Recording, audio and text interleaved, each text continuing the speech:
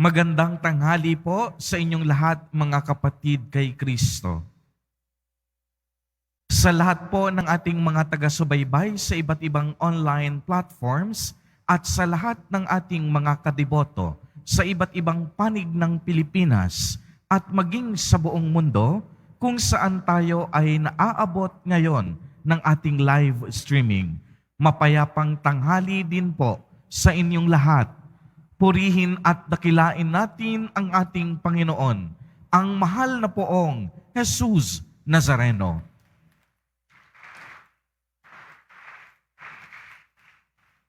Mga kapatid kay Kristo at mga kadiboto, malugod po namin kayong tinatanggap sa Basilica Minor at Pambansang Dambana ni Jesus Nazareno. Ang kwento po tungkol kay Jonas ay matatagpuan natin sa isa sa aklat ng matandang tipan na nagtataglay rin ng sarili nitong pangalan mula sa aklat ni Jonas.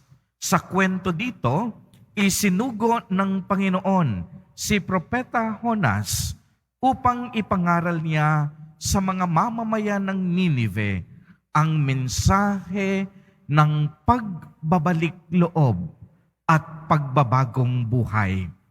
Noong una po kasi, hindi sila nakikinig at sumusunod sa mga pangaral ni Propeta Jonas. Subalit dumating ang pagkakataon na sila ay nagbago ng takbo ng kanilang puso't kaisipan at kinalaunan ay nagawa nilang magbago sa pamamagitan ng mga pangaral ni Propeta Jonas. Noong ipinahayag ng propeta, nagugunawin ang Ninive sa loob ng 40 araw. Doon ay napagtanto ng mga taga-Ninive ang laki ng kanilang mga nagawang kasalanan laban sa ating Panginoon.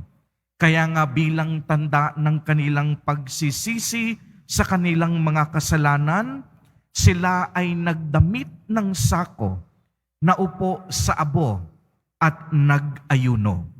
Dahil sa ginawa po nilang pagsisisi at pagtalikod sa kanilang kasalanan, hindi itinuloy ng Diyos ang kaniyang plano na gunawin ang bayan ng Ninive. Sa Ebanghelyo po, ang mga tao humihingi ng palatandaan sa guro ng mga batas. At sinabi ni Jesus na ang tanging palatandaan na ibibigay sa kanila ay ang palatandaan ni Jonas. Ang palatandaang ito na maaaring tinutukoy ng ating Panginoon ay ang hamon sa kanila na magbalik loob at huwag nang mamuhay sa kanilang galit at puot.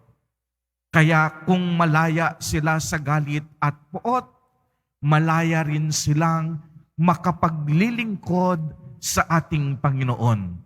Malaya silang makakapagpahayag ng kanilang pananampalataya. Malaya silang makahihiling ng mga grasya at mga biyaya mula sa ating Panginoon. Kaya nga mga kapatid kay Kristo at mga kadiboto, siguro marami sa atin sa mga panahon ito naghihingi at patuloy na nanalangin ng mga palatandaan sa Panginoon. Subalit lagi po nating iisipin na si Jesus Nazareno ay higit pa sa mga palatandaan na ating hinihiling sa ating Panginoon. Mas malaki si Jesus Nazareno kaysa sa ating mga hinihiling. Si Jesus Nazareno, malaki at malakas ang kapangyarihan upang dinggin ang lahat ng pagsusumamo ng ating puso't kalooban.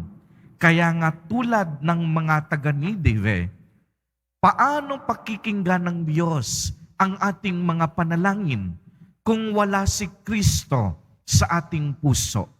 Unang-una ang dapat nating gawin ay magbalik loob sa Diyos. at humingi ng kaniyang kapatawaran. Sa ganitong paraan, si Jesus Nazareno ay maaaring makapamuhay sa kalagitnaan ng ating buhay. Siya ang maghahari sa ating mga puso.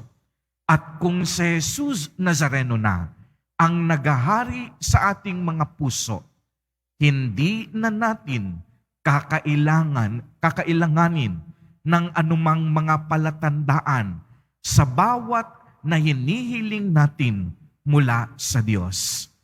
Mga kapatid kay Kristo at mga kadiboto, lagi po nating tatandaan, walang bagay ang hindi magagawa ng Diyos.